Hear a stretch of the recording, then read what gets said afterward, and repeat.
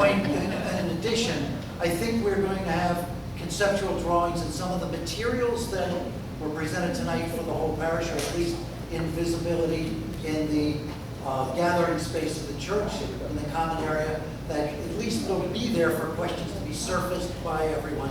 But I think we have to have a process for all the people to at least hear where we're at. Also, you see the camera over here. This meeting has been videoed. And it will be put on the parish website. And it will be told to people that it's on the website so others can access it and hear the information you've heard. Yes. I had, in Indiana, we had experience in building on the church. And, to give an example, they brought the core group of the church members, which the number I can't come up with right now, but they had a meeting and everything, and they asked for donations, pledges, to help building on the church. But if we've got, say we have 200 or 220 envelopes, which is in the bulletin, something like that, 200, and that's your core group, 200 people that you know on a given Sunday that give X dollars to the church. So what the cost, we're talking $6 million. We have 200 core people. If the core people are your faithful people and you bring them in for pledges, what kind of, I mean, that's a big number to me. So what pledges are you looking from the core members if you only have 200 members? We have to get the whole community involved in that, beyond the core members, everybody.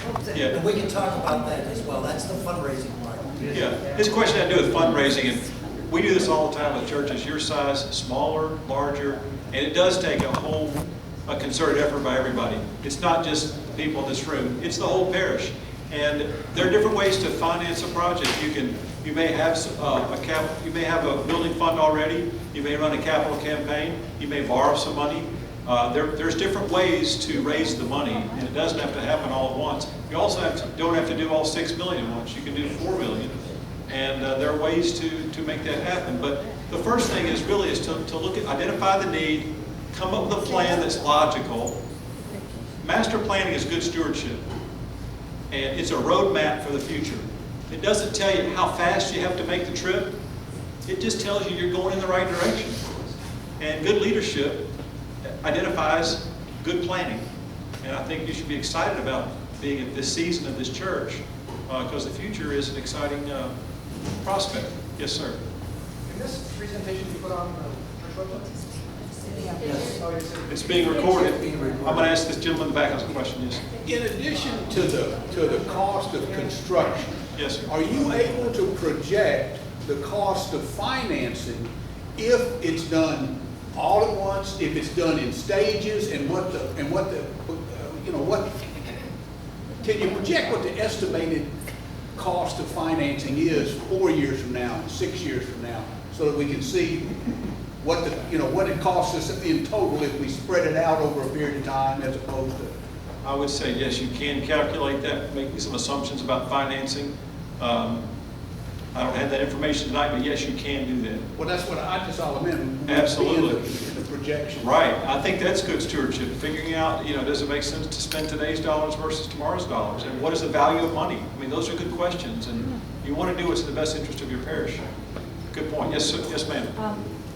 In the recent, I would say the past 8 years or so, maybe a little bit longer, Christ the King built a new church, Holy Spirit in Hernando built a new church, and we're looking at it now. And I can't speak for Senatobia or the others because I'm not real familiar with their history. We were told that when Hernando was in the process of building their church, that they wanted to build a bigger church.